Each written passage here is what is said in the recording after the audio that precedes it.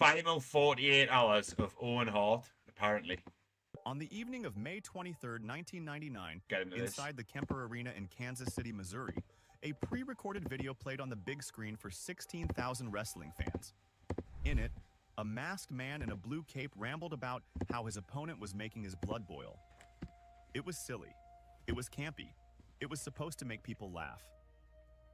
And while that video was playing, while every set of eyes in the building was fixed on that screen, a 34-year-old father of two was sitting in the rafters of that arena, 78 feet above the ring, strapped into a harness that was held together by a single clip.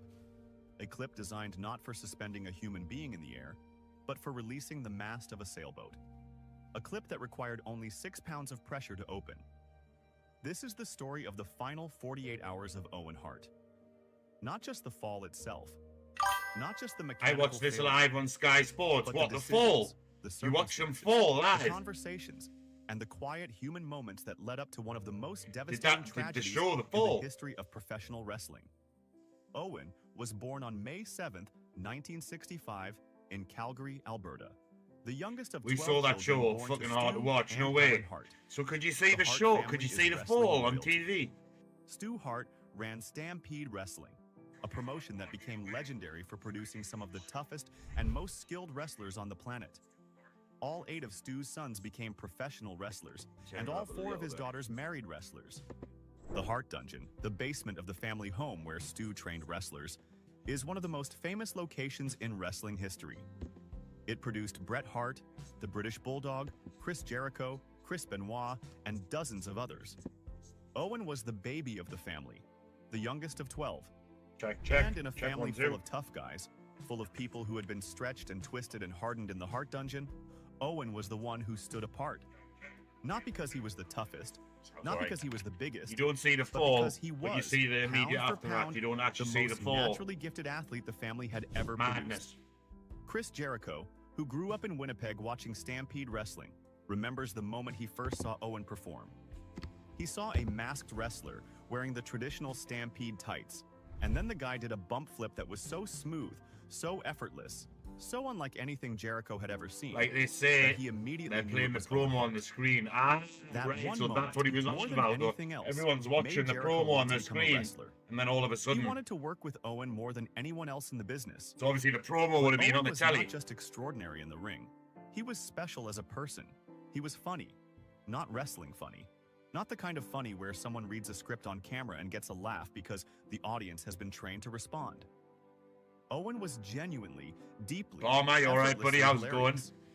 He was the kind of person who could walk into a room full of exhausted, beaten-up wrestlers who had been on the road for 10 days straight, and within 5 minutes, every single one of them Meanwhile, would be Owen is laughing. in the rafters His and practical falls jokes were before it legendary. ends. That's insane. He So once he's meant to convinced his appear in the father, ring. Stu, that a phone call was coming from Reggie That's Parks, so fucked, the man. famous belt maker, They were challenging playing Stu a to a fight. promo while The that old man entrance was ready to going throw on. down before So Owen it's like finally the broke character, the and big everyone entrance from the realized what was rafters happening. wasn't even fucking Another time, televised. when hogs were delivered to an arena for So a he hog fucking pen died match, on an Owen entrance off intercepted the camera. wranglers and He directed died them on a to put jobber the animals entrance. in Vince McMahon's office.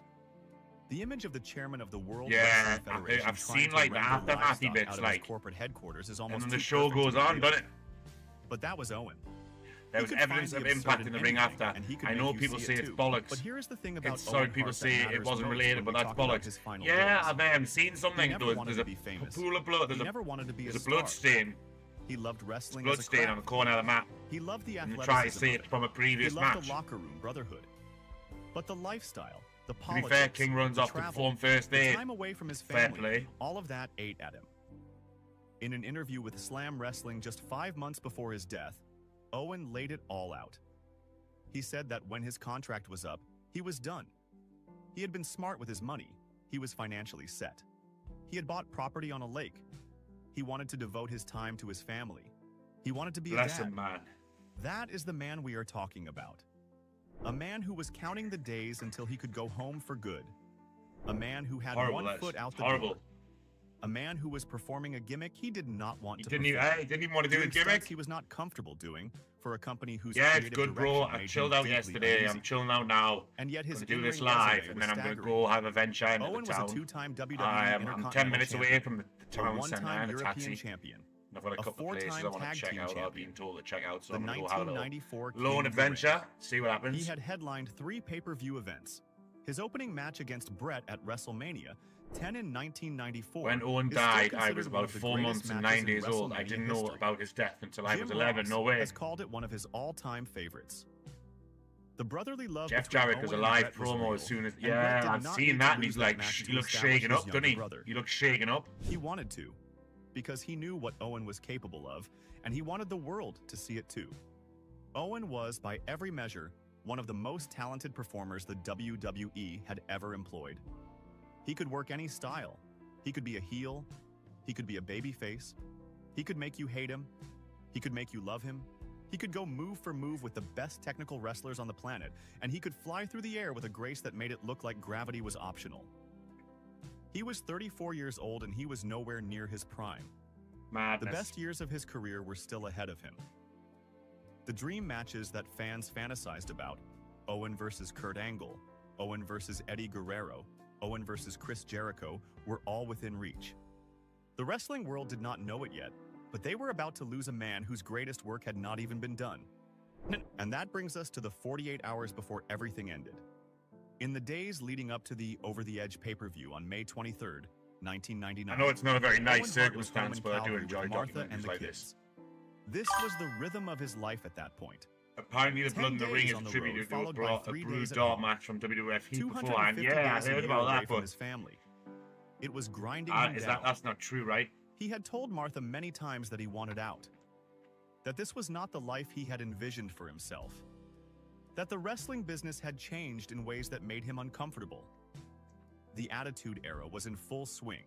The content was getting raunchier, more provocative, more extreme. Owen, who was a genuinely wholesome person, did not want to pretend to cheat on his wife for a storyline. He did not want to cut vulgar promos. That's the thing, innit? He wanted to wrestle. The Blue Blazer gimmick was his compromise. After the Montreal Screwjob in November 1997, when Bret Hart was humiliated by Vince McMahon and left for WCW, Owen was in an impossible position. Yeah. His brother had just been betrayed by the company Owen still worked for. Yeah, this is all the crazy shit surrounding it, wasn't it? Like, the anvil left. I heard things that the apparatus was faulty in that, like the new, but like he had a contract. He had a never family tell, to can you? support. And despite his personal feelings, he honored his obligations. But Vince Russo, I didn't start watching the head writer at the WWE time, until I was 3. did The not know Attitude what Era to was do with almost Owen. over when I started. Russo did not think Owen was exciting enough as You himself. seen what Rise is announced for Vegas? Superhero. No, I haven't seen So what they Rise is dusted announced off for the Blue Vegas, Blazer, and I'm a not gimmick there, Owen so had I don't used really early in care, his to be honest, career, because it doesn't and involve me. reimagined it as a comedic, self-righteous character. The Blazer was supposed to be an over-the-top parody of the Attitude Era itself. A buffoonish goody two-shoes who looked ridiculous next to the edgy Too much going on in my anti-heroes the own audience life to actually think wanted to about see. what's going on in other people's Owen lives. went along with And it. I know I'm not involved in Not that because show, he loved so it, but I'm not because he keeping up had with it. already I don't turned keep up down with the several announcements and ideas he shit. was uncomfortable with. And he If I'm did there, not I want to will, be but- known as the guy who kept saying no. He did not want to be difficult. So he put on the mask, he put on the cape, and he agreed She always to do like, the this entrance is not from a the wrestling rafters. storyline, this is not a Now gimmick. here Yeah. is where the timeline of those final 48 hours becomes critical. At some point in the days before the pay-per-view, someone from the WWE called the Hart home. They needed Owen's First measurements. time I saw They needed to fit kayfabe him for a open and harness. openly broken, no Martha way. took the call. She asked Crazy. them why they had not measured him earlier since Owen had just been on the road and was now home. The answer was alarming. The Blue Blazer entrance from the rafters had just been written in. It was a late addition to the show, and the WWE was going to use a new rigging system, different from the one they had used Yeah. before. This was not the first time Owen had been lowered from the ceiling. He had done Yes, a they version did of it the before. stunt months earlier, before Survivor Series in 1998 on Sunday Night Heat. That time, he wore a standard full-body harness with a slow-release clip. It was the safe way to do it, the kind of setup that professional stunt coordinators use in movies and live shows. I wonder why they changed the The setup. problem, according to the people who made the decisions, was that it took too long to disengage. Owen would be dangling there for too long after he reached the ring. It looked bad on television.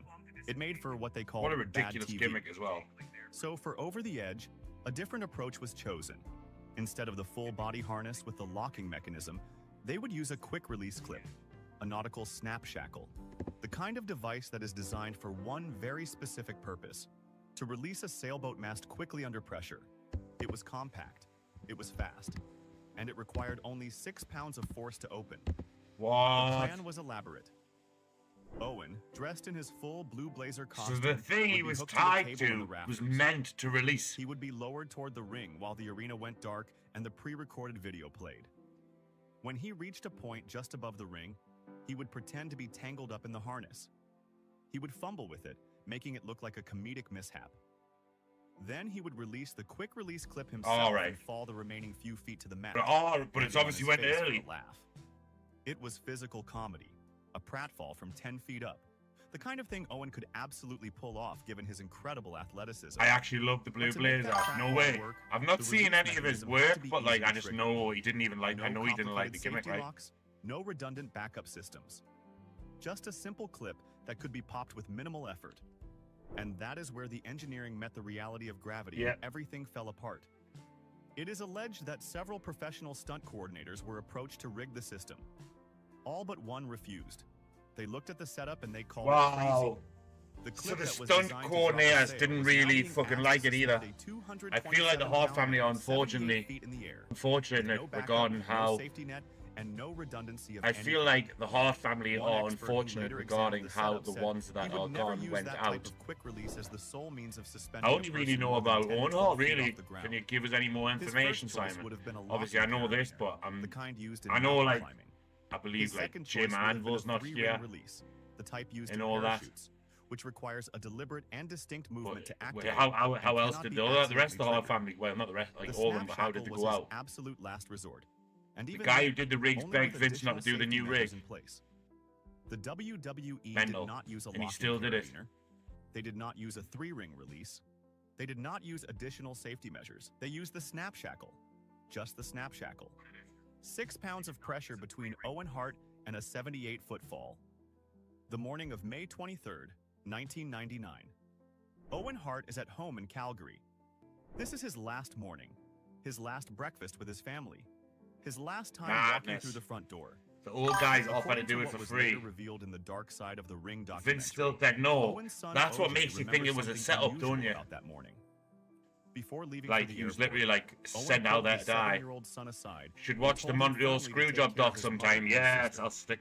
Have you got the send us it on send us it on Messenger and I'll like send us the YouTube link on Messenger and I'll get it downloaded for tomorrow. Whether Owen had a premonition or whether he was simply feeling the stress of what he was about to do, we will never know. But his son remembered it. OJ remembered his father's words and the seriousness in his voice. And he carried that memory with him forever. Owen flew to Kansas City. He arrived at Kemper Arena. And according to Jim Ross, who saw him backstage before the show, something was off. Owen was not himself. He was not cracking jokes. He was not pulling pranks. He was not doing the things that made Owen Owen. Jim Ross later described Owen's... Jim Neidhart died from a fall as well. He was either getting in the zone for the stunt, or he was feeling completely uneasy about it. Ross could not tell which one it was, but he knew something was wrong. The pay-per-view was set to begin at 7 o'clock Central Time. The card was stacked. Stone Cold Steve Austin was defending the WWE Championship against The Undertaker in the main event, with Vince and Shane McMahon as guest referees. The Rock was facing Triple H. It was the height of the Attitude Era. Business was booming.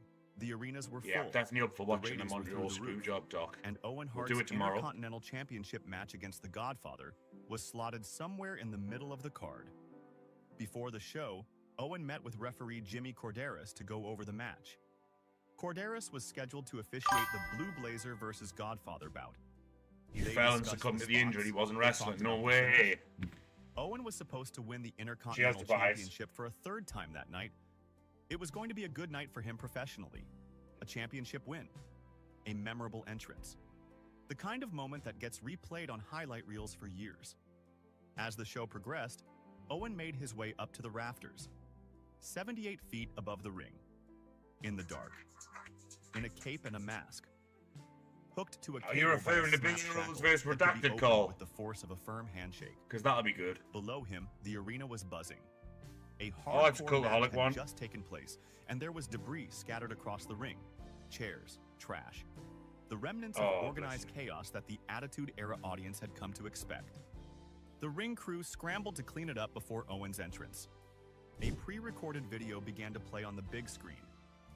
Owen, in character as the Blue Blazer, ranting about The Godfather. It was funny. It was intentionally over the top. So he was a comedy character. I've really not seen much of the Blue Blazer. The cameras were focused on the screen. No one was looking up. And then something happened in the rafters. There he is. No one knows exactly what triggered it. Whether Owen shifted his weight, whether the cable moved. He went to adjust a thermostat, and when he fell, he hit against the wall and floor. No way. Fucking hell, man. Look at the fucking height he fell from, man. In the dark. That's New Jack, that, but that's not New Jack. It was the Grimes, that, but... ring, waiting for Owen's entrance. He was holding the top rope, looking up, when he heard something. So Shane McMahon was in the fucking ring. He felt something brush against his head and his shoulder. The top rope was ripped out of his hand with tremendous force, jamming his fingers. He thought someone had dropped something from above. And then, he turned around. Owen was lying in the ring. Fucking hell, man. Face up, near the turnbuckle. Doesn't even look real. Chest first on the top rope and bounced into the ring. The impact. Why are they showing that clip? Is that not New Jack from XPW? Not understand what had happened. It took Why are they showing that clip? To process the image in front of him. Not New Jack, Vic Grimes. And then the horror set in, and he began screaming for help. You can see all the tables and that. That's not that. That's not the same fall. Saw it happen. Am I being stupid there? That's not the fall like they're showing. They're showing Vic Grimes. He went back you to can his see the big scaffold. That it did not look good at all. Why are they showing that? Jim Ross, why are they showing that in this documentary? Fall itself. Fucking idiots, man. Totally like, it's like slander, isn't it? They're going, oh, look at this fall. It wasn't even the right fall. He saw the way Owen hit, and he knew immediately that this was not part of the show. Within seconds, EMTs and paramedics were rushing to the ring. They worked on Owen right there. Look at that, man. They're doing the fucking... in front of 16,000 people who had no idea what was happening. What's that called? Some fans thought it was part Resuscitation. of the show. Some thought it was a new storyline. Wrestling had blurred the lines between reality and fiction so many times that the audience could not tell the difference anymore. And that was part of the tragedy. Yeah, the Owen Hart fall doesn't exist. That's what I was thinking. So why are they showing the New Jack Vic Grimes footage? Vince McMahon told him to wait. McMahon was afraid the crowd would react to The Rock and think the whole thing was a work. So The Rock waited by the curtain, The Rock said, anxious, watching as they wheeled Owen look at that on man. A stretcher. Literally rolled his dead body past him. Was still straddling Owen, pumping his chest, desperately administering CPR. The Rock walked alongside the stretcher and said a prayer. He helped load Owen into the ambulance. He climbed into the passenger seat. He looked in the back where they were still working furiously, and he kept praying. Owen was taken to Truman Medical Center. He was pronounced dead shortly after arrival. Fucking hell. The cause of death was internal bleeding from blunt force trauma to the chest. WWE have the tape and never release it. Yeah, there was nothing. I'm not surprised like they won't release it. He was almost certainly dead before he hit the mat. Back at Kemper Arena, the show stopped. What are you doing? For 15 minutes. 15 minutes while Vince McMahon and the other corporate officials decided what to do. And then they made the decision that would haunt the company forever. They decided to continue the show. The reasoning, such as it was, followed a grim logic that exists in It won't even show this pay-per-view on the network. What pay-per-view was it? Brian Pillman, a close friend of the Hart family, had died just hours before the Bad Blood pay-per-view in 1997, and that show had continued. Both Brett and Owen had wrestled on it. There was precedent. And so the show went on. Martha Hart would later describe the decision in the starkest possible terms. She said that Vince just discarded Owen like a piece of garbage. Yeah. That they scraped his dead body off the mat. Ah, no way. Out to wrestle on a ring where have you got it?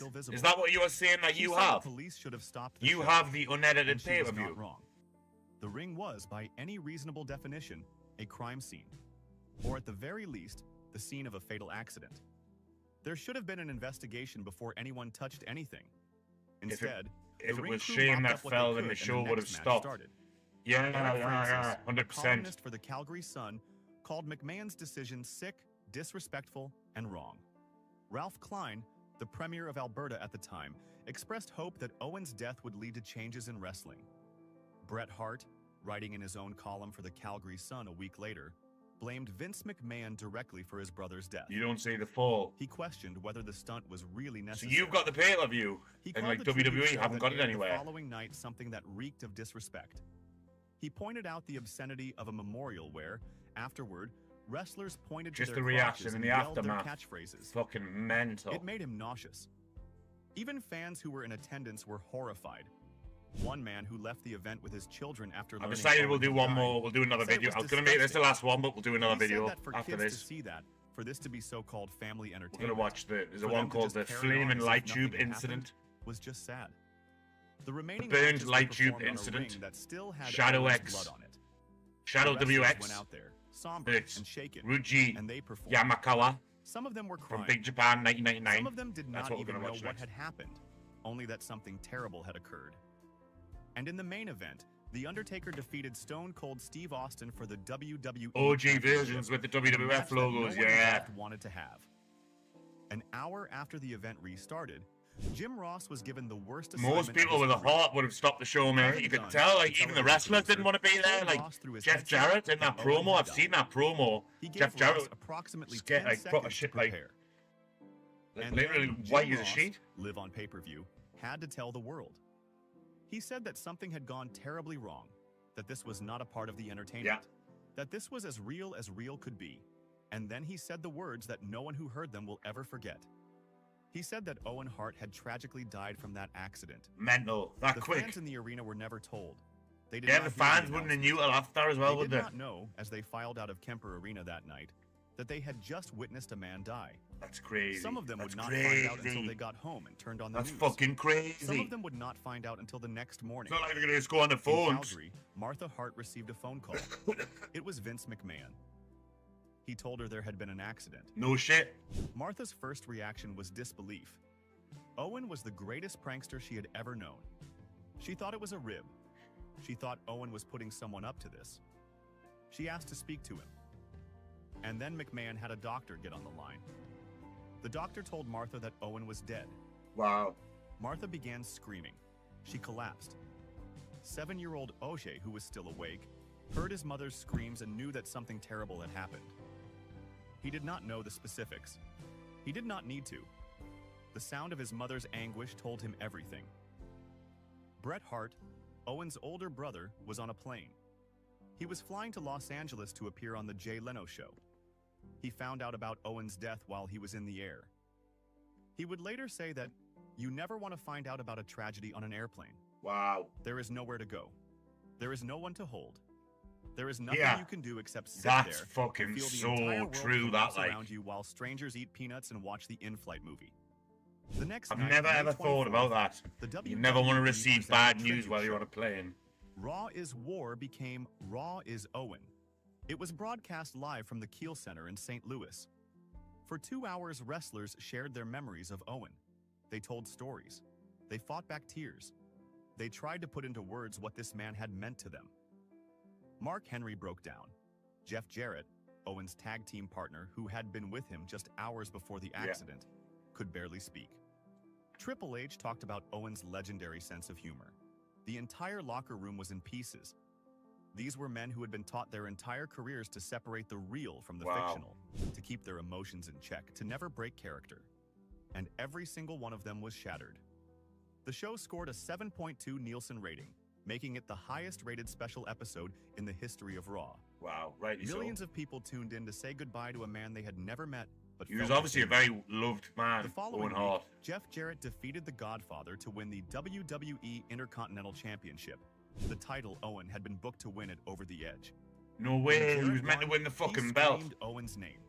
It was the only way he knew to honor his friend and tag team partner. Him and Double J were good mates, That belt yeah. was supposed to be Owens. Nice, it's a That nice moment for was him. supposed to Obviously, it's belong not to him. nice 5 months circumstances, later, but you know what in I mean. October 1999, Bret Hart returned to the Kemper Arena in Kansas City for WCW Monday Nitro. And he can't even show up on Chris Benoit WWE. in a match dedicated to Owen's memory.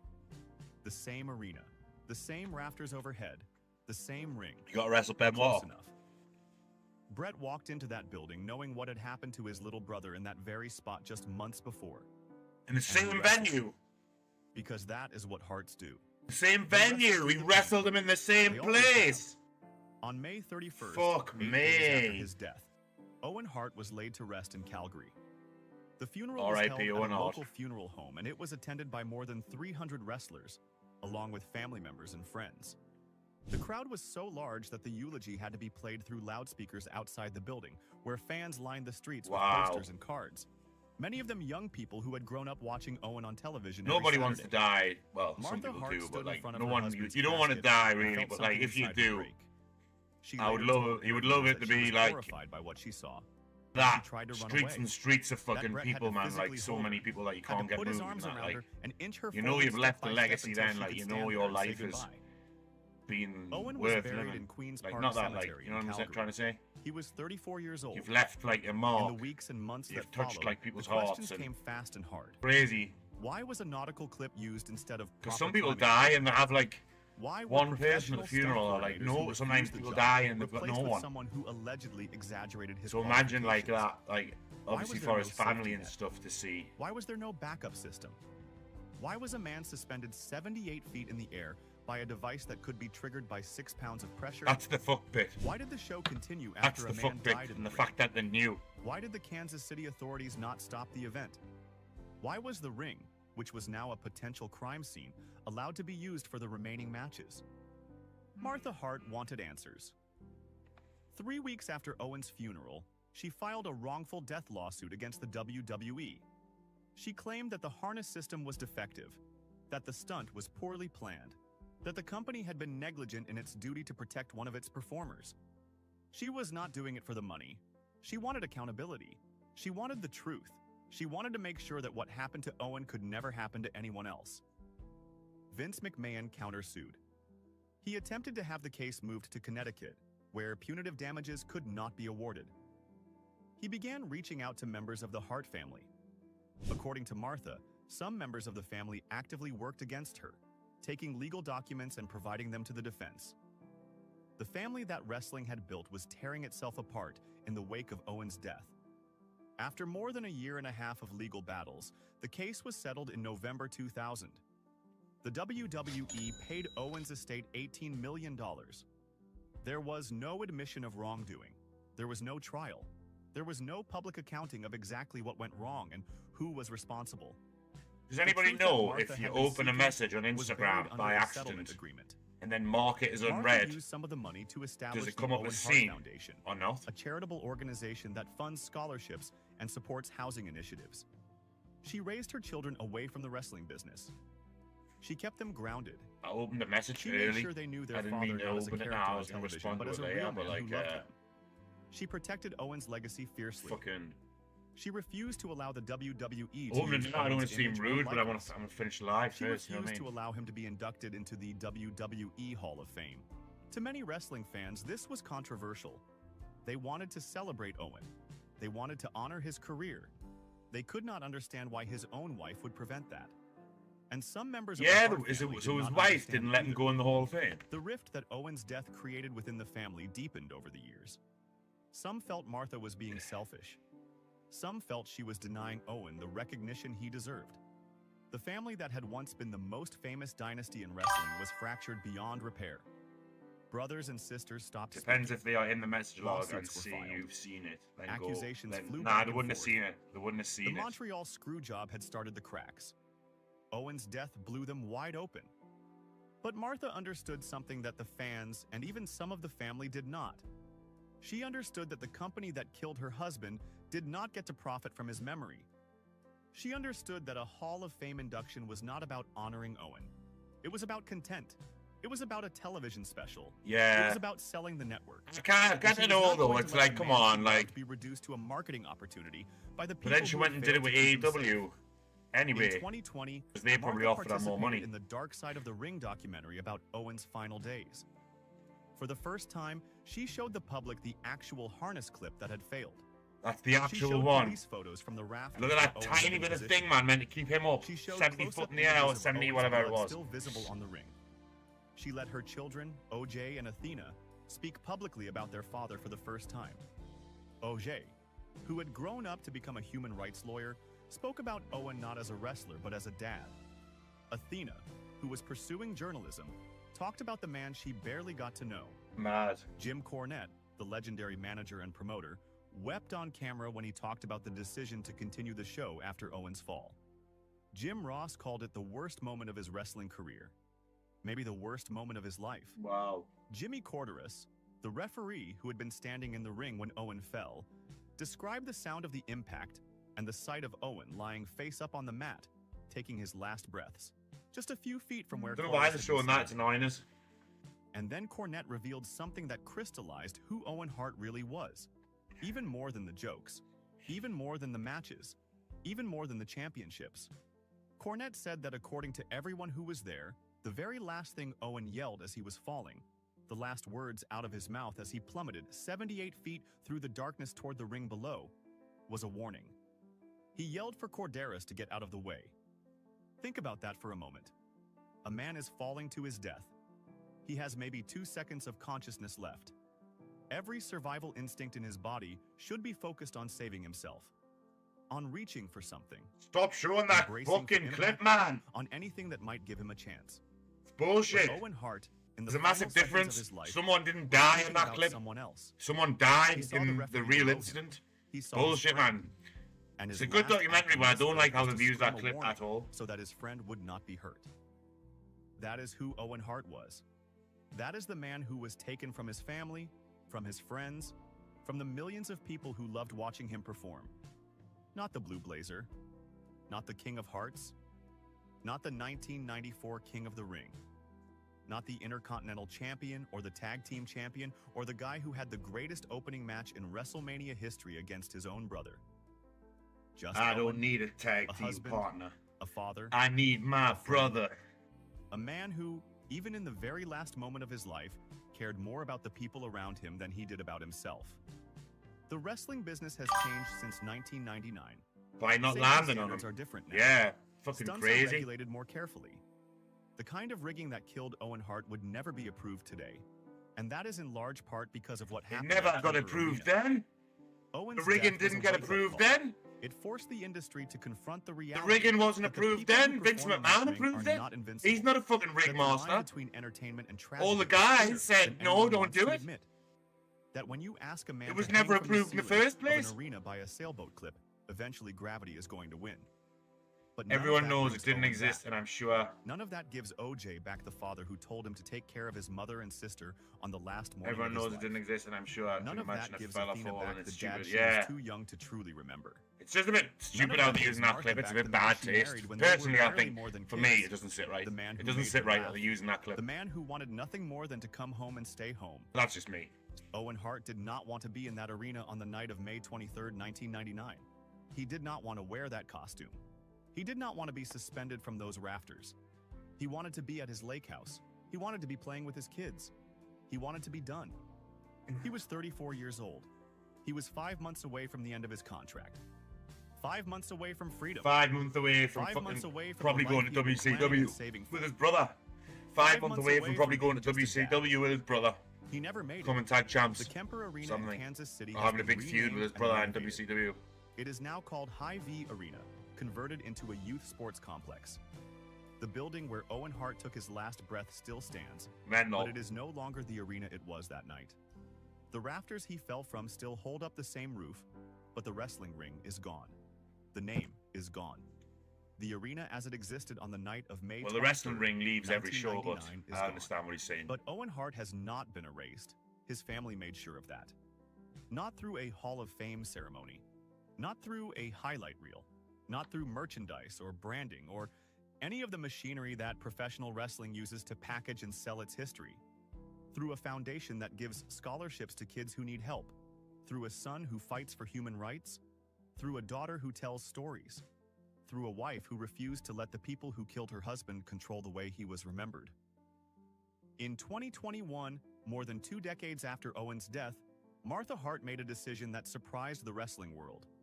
She partnered with All Elite Yeah, Wrestling, This is a weird. company that had not existed when Owen was alive, to create the Owen Hart Cup tournament.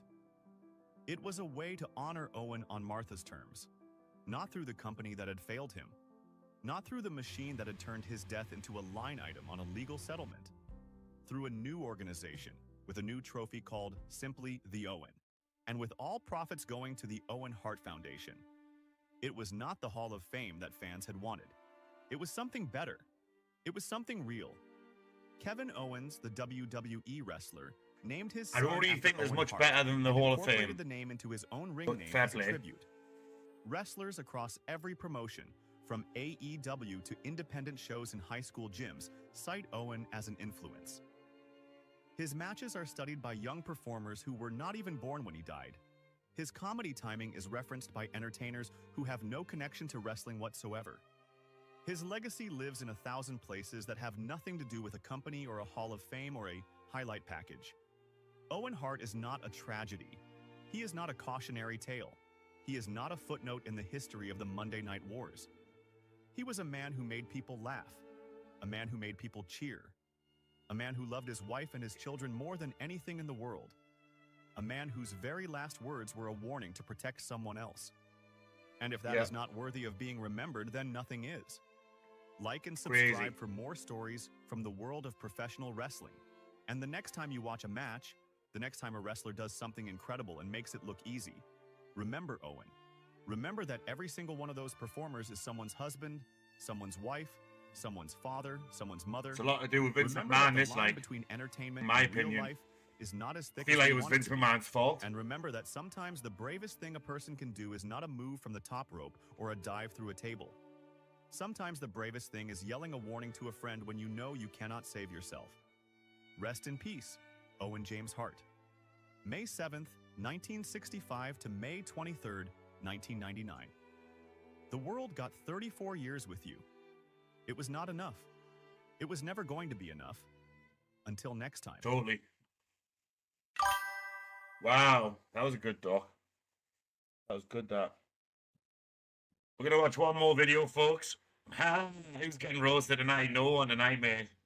We've just been watching some videos. We're going to watch one more video, folks. I'm just waiting for it downloading. That was crazy. That was definitely Vince McMahon's fault. 100% Vince McMahon's fault. What a horrible cunt. What a horrible creature. All because he didn't like his brother. Like, why, what, for what reasoning? Right? For what reasoning would you own a wrestling promotion, right? And you want to do this stunt where the guy comes from the rafters, okay? So it gets checked out by the people. And the people who are like stunt coordinators and know about putting the rigs up say, don't do it. Don't do it. It's wrong. Don't do it. It'll fuck up. Do it like the last time. Don't do this new setup. Do it like we did the last time. It'll not go right. And then you've got a little clip that takes what? 6 pounds of pressure? 6 pounds of pressure, did they say, for it to go open. Now, how many pounds does Owen Hart weigh? How many sixes could you get into Owen Hart's weight? Do you know what I mean?